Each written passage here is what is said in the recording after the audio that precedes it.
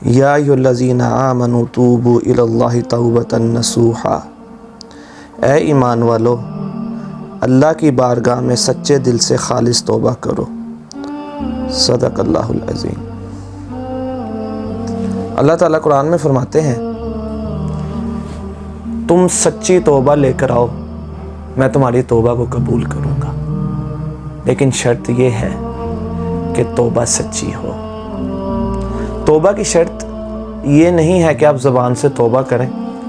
तौबा की शर्त है कि आप अपने गुनाह पर शर्मिंदगी का इजहार करें, आपको अपने गुनाह पर शर्मिंदगी हो, नदामत हो, और आप दोबारा उस अमल को, उस गुनाह को ना करने का अज़म लेकर आएँ और इस बात का यकीन दिलाएं अल्लाह को कि मैं अब ये गुनाह नहीं करूँगा, तो वो तौबा कबूल की जाती है। आप आंसुओं को बहाएं, अल्लाह आपकी तौबा को कबूल करेगा।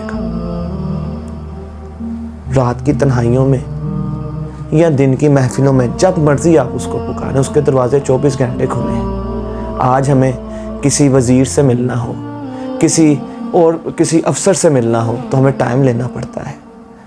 वो बादशाहों का बादशाह, वो सुल्तानों का सुल्तान, वो शहनशाहों का शहनशाह, वो खालिक मालिक राज़िक, उसके दरवाज़े 24 घंटे खुले हैं। कोई इजाज़त की ज़रूरत नहीं। आप घर में अकेले हैं, आप दफ्तर में अकेले हैं, आप कहीं भी अकेले हैं, जान मास पकड़ें, वज़ू करें, आंसुओं को बहाएं, कोई इजाज़त की ज़रूरत नहीं। वो आपकी तौबा के इंतज़ार में है, वो आपके आंसुओं के इंतज़ार में है। आप आएँ तो सही। आप चल कर जाएंगे, वो आपकी तरफ भाग कर आएगा। वो आपकी तौबा से बड़ा खुश होता है, वो आपसे बहुत प्यार करता है।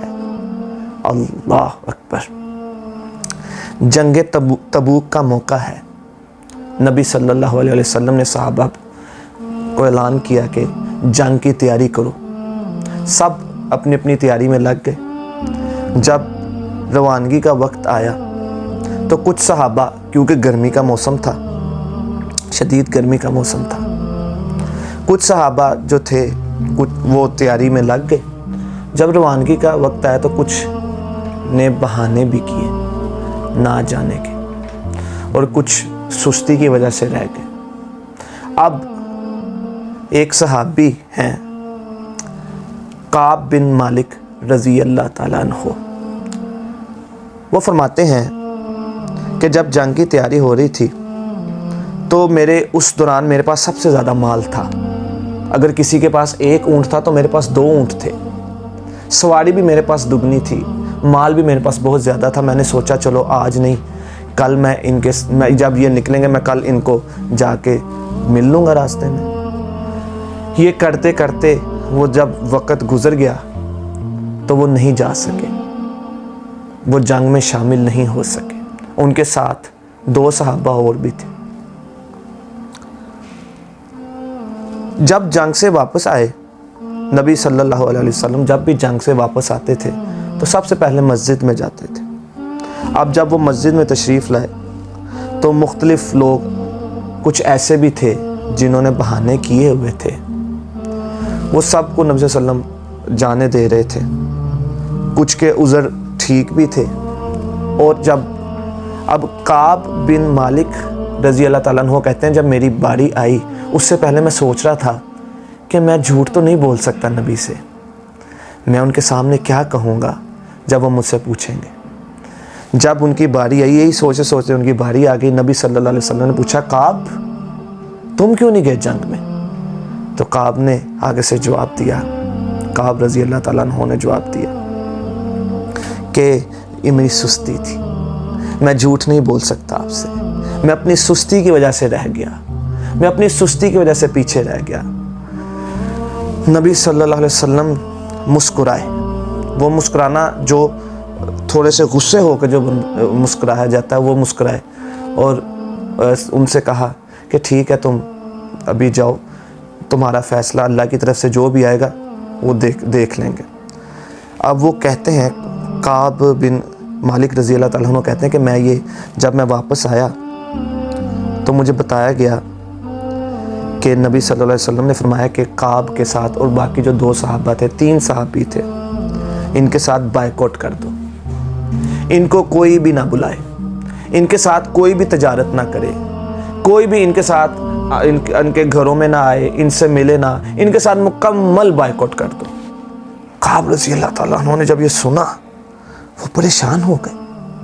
اب کیا ہوتا ہے، وہ جب بازار جاتے ہیں سب آپس میں باتیں کر رہے ہیں، کاروبار کر رہے ہیں، مل رہے ہیں، ان کو کوئی بلا ہی نہیں رہا، ان کی طرف کوئی دیکھ ہی نہیں رہا۔ اللہ اکبر، کیا ان کا دکھ ہوگا، ان کے احساسات کیا ہوں گے۔ وہ پھر گھر میں آ جاتے تھے۔ ایسے ہی وقت گزرتا رہا۔ اب وہ کہتے ہیں، کعب بن مالک رضی اللہ عنہ کہتے ہیں کہ میں نبی صلی اللہ علیہ وسلم کے پیچھے نماز پڑھتا تھا، اور جب نماز سے فارغ ہوتے تو میں ان کو ملنے جاتا تھا، وہ مجھے سلام کا جواب دے کے اپنا منہ دوسری طرف کر لیتے تھے۔ اللہ اکبر، ایسے ہی سلسلہ چلتا رہا۔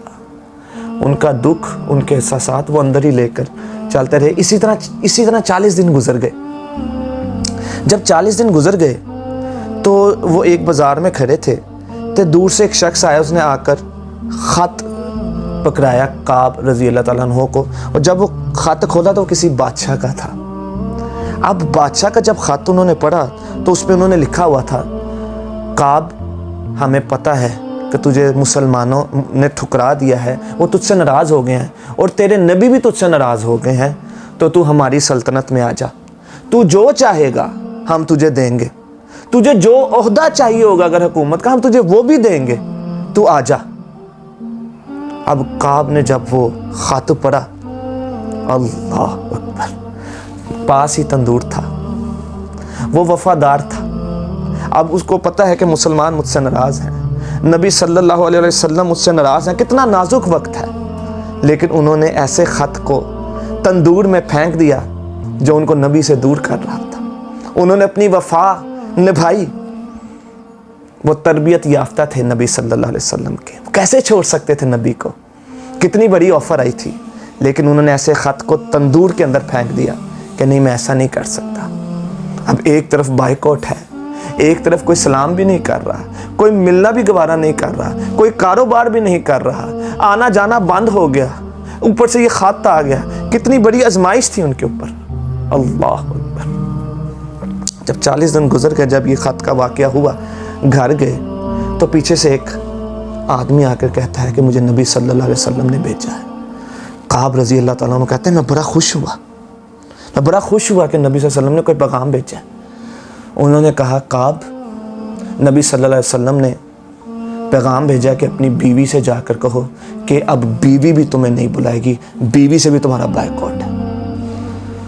اللہ اکبر، کعب رضی اللہ تعالیٰ عنہ کہتے ہیں مجھے ایسا لگا میرے نیچے سے زمین ہی نکل گئی، لیکن وہ وفادار تھے، وہ نبی کے حکم کو ماننے والے تھے۔ ان کو پتا تھا کہ نبی نے بائیکاٹ کیا ہوا ہے، صحابہ نے بائیکاٹ کیا ہوا ہے، لیکن انہوں نے بڑی ایمانداری سے جا کر اپنی بیوی سے کہا کہ نبی کا حکم آ گیا ہے، اب میں تجھ سے بھی نہیں مل سکتا اور تو مجھے بھی نہیں بلا سکتی۔ نبی سے وفا دیکھیں، نبی سے وفا دیکھیں ان کی بیوی۔ اب وہ بھی اب آپس میں کتنا رشتہ تھا ان کا، کتنا پیار تھا، لیکن جب نبی کا حکم آ گیا تو بیوی نے بھی ایسا ہی کیا، ان کی طرف دیکھنا ہی چھوڑ دیا، ان کو بلانا ہی چھوڑ دیا۔ پھر کعب رضی اللہ تعالیٰ عنہ نے کہا تو ایسا کر، میرے لیے اس طرح بہت مشکل ہے کہ تو مجھے نہیں بلاتی، میں تجھے نہیں بلا سکتا، نبی کا حکم ہے، تو ایسا کر اپنے ماں کے گھر چلی جا۔ ایسا ہی ہوا، بیوی چلی گئی۔ اب کعب گھر میں اکیلے ہیں، ایک طرف بائیکاٹ ہے، ایک طرف کعب وفا کو نبھا رہے ہیں اور اللہ سے توبہ بھی کر رہے ہیں، معافیاں بھی مانگ رہے ہیں۔ اسی طرح 2 صحابی اور کا بھی ایسے ہی سلسلہ چل رہا تھا۔ ابھی ہمارا موضوع ہے کعب رضی اللہ تعالیٰ عنہ کی توبہ۔ اب 50واں دن آیا، اب وہ اکیلے ہیں، پھر نماز پڑھ کر گھر واپس آئے۔ جب واپس آئے تو ان کا دل بہت گھبرایا، وہ کمرے سے اپنے گھر سے صحن میں آ گئے، لیکن گھر ان کو عجیب سا ہو رہا تھا، دل ان کا تنگ ہو رہا تھا، گھبرا رہا تھا۔ وہ گھر کی چھت پہ چلے گئے، جب دیکھا تو مدینے کا شہر دیکھا تو آنکھوں دکھ کے ساتھ کہتے ہیں کتنا کشادہ ہے یہ شہر، لیکن میرے لیے تنگ ہو گیا، میرے لیے تنگ ہو گیا. اب اللہ تعالیٰ نے یہ نقشہ قرآن میں بھی کھینچا ہے تینوں صحابہ کا کہ زمین ان پہ کشادہ ہونے کے باوجود تنگ ہو گئی. یہ اللہ تعالیٰ نے نقشہ قرآن میں کھینچا ہے. اب جب انہوں نے یہ دیکھا فجر کا وقت تھا, چھت پہ دیکھ رہے ہیں کہ کتنی کشادہ زمین ہے مدینے کی, لیکن میرے لیے تنگ ہو گئی. دعائیں کر رہے ہیں اللہ سے, توبہ کر رہے ہیں اللہ سے. اتنے میں دور سے ایک آدمی بھاگا ہوا آیا, کعب کعب کعب آوازیں دے رہا ہے. انہوں نے آواز کو سنا, دیکھا کیا ماجرا ہے, کیا ہوا. نیچے آئے, کہا نبی صلی اللہ علیہ وسلم کا فرمانا ہے تیری توبہ قبول ہو گئی, تیری توبہ قبول ہو گئی. کعب رضی اللہ تعالیٰ عنہ کہتے ہیں کہ جب ہمارا یہ طریقہ تھا کہ جب ہمیں کوئی خوشخبری سنانے والا آتا تھا تو ہم اس کو کوئی تحفہ دیتے تھے. اس وقت ان کے پاس کچھ تھا ہی نہیں, انہوں نے اپنی قمیض اتار کر اس کو دے دی خوشی میں, خود چادر پکڑی اور بھاگ پڑے مسجد کی طرف. انہوں نے کہا تھا کہ نبی صلی اللہ علیہ وسلم نے آپ کو بلایا. کیا خوشی تھی, اپنی قمیض اتار دی, چادر پکڑی, بھاگ پڑے کہ نبی نے بلایا. گئے. اب کہتے ہیں کہ جب میں بھاگ رہا تھا تو جو صحابی میری طرف دیکھتے بھی نہیں تھے, جو میری طرف دیکھتے بھی نہیں تھے, وہ بھی میرے ساتھ بھاگنے لگے پیچھے پیچھے. میں آگے آگے, میں مسجد میں جا رہا ہوں. کہتا ہے جب میں مسجد پہنچا تو نبی صلی اللہ علیہ وسلم نے بازو پھیلا کے کہا کہ آپ میرے گلے لگ جا کعب, میرے گلے لگ جا.